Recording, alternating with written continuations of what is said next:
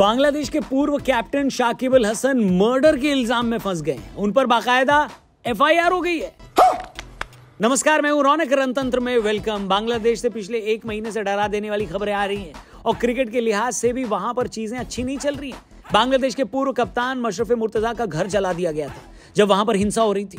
इसके बाद बांग्लादेश में जो T20 विमेंस वर्ल्ड कप होना था वो भी शिफ्ट कर दिया गया और अब वो T20 वर्ल्ड कप UAE में होगा। लेकिन क्रिकेट से रिलेटेड सबसे बड़ी खबर अब आ रही है जब बांग्लादेश के अब तक के सबसे बड़े सुपरस्टार शाकिब अल हसन पर मर्डर का इल्जाम लग गया है। पुलिस ने उनके खिलाफ एफआईआर भी दर्ज कर ली है और उन्हें जल्दी गिरफ्तार भी किया जा सकता है। लेकिन किसका मर्डर हुआ और क्या शाकिब इस मर्डर में शामिल है, हम आपको बताएंगे आज की वीडियो में। लेकिन जरा पहले ये समझ लो कि मोटा मोटा बांग्लादेश में हुआ क्या। बांग्लादेश में हिंसा की शुरुआत हुई जुलाई के महीने में जब बांग्लादेश की सरकारी नौकरियों में 56% रिजर्वेशन लागू कर दिया गया। अब इस 56% में से 30% रिजर्वेशन आर्मी वेटरन्स के परिवारों को दिया गया है। आर्मी वेटरन्स यानी वो सेना के परिवार जिन्होंने 1971 में पाकिस्तान के खिलाफ बांग्लादेश की आजादी की लड़ाई लड़ी थी। बांग्लादेश में जो स्टूडेंट्स थे उन्होंने इस फैसले के खिलाफ प्रोटेस्ट किया। उनकी डिमांड ये थी कि आर्मी के परिवारों को दिया जाने वाला 30% रिजर्वेशन बहुत है, इसे कम किया जाए। फिर इसके बाद प्रोटेस्ट बढ़े और हिंसा भी बढ़नी शुरू हो गई। जवाब में सरकार ने भी बल का प्रयोग किया, लेकिन मामला ठंडा नहीं हुआ। बाद में बांग्लादेश की सुप्रीम कोर्ट ने 56% रिजर्वेशन को 7% में बदल दिया, जिनमें से 5% रिजर्वेशन आर्मी के घर वालों के लिए था।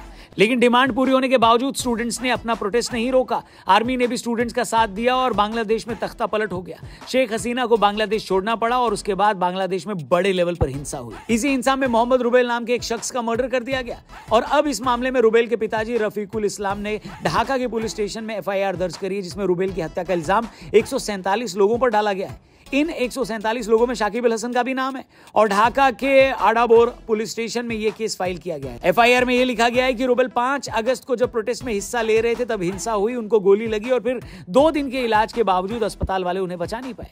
लेकिन शाकिब तो 5 अगस्त या उसके आसपास कभी भी बांग्लादेश में थे ही नहीं। वो उस वक्त कनाडा ग्लोबल T20 लीग में हिस्सा ले रहे थे और जब से बांग्लादेश में प्रोटेस्ट शुरू हुए हैं उसके बाद से लेकर अब तक शाकिब का बांग्लादेश जाना हुआ ही नहीं है। कनाडा से पहले शाकिब अल हसन अमेरिका में थे, जहां वो मेजर T20 लीग खेल रहे थे जो कि मिड जुलाई तक चली है। उसके बाद वो 26 जुलाई से लेकर 9 अगस्त तक कनाडा चले गए।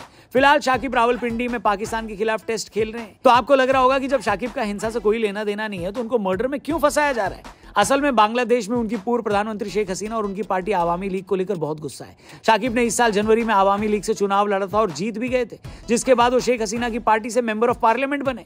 फिलहाल बांग्लादेश में हर उस इंसान के खिलाफ गुस्सा है जो शेख हसीना से किसी भी तरह से रिलेटेड है और यही वजह है कि शाकिब का नाम इस एफआईआर में आया। हमने आपको बताया था कि मशरफ मुर्तजा का भी घर जला दिया गया था दंगाइयों द्वारा, और वो भी इसलिए क्योंकि मुर्तजा शेख हसीना के करीबी माने जाते थे। फिलहाल शाकिब, जैसा कि हमने आपको बताया, पाकिस्तान में है और उसके बाद वो इंडिया आ जाएंगे क्योंकि यहाँ पर बांग्लादेश के 2 टेस्ट मैच होने हैं। लेकिन इसके बाद उनको बांग्लादेश वापस जाना पड़ेगा और हो सकता है कि उनको अरेस्ट भी कर लिया जाए। क्या आपको लगता है शाकिब के खिलाफ जो बांग्लादेश में चल रहा है वो सही है या उनके खिलाफ साजिश रची जा रही है? जैसा भी आपको लगता है कमेंट करके जरूर बताना। चैनल भी सब्सक्राइब करके जाना। फेसबुक पे देख रहे हो तो पेज को जरूर लाइक करना। कल मिलते हैं एक और कड़क वीडियो के साथ। तब तक अपना ख्याल रखिए। गुड बाय, जय हिंद।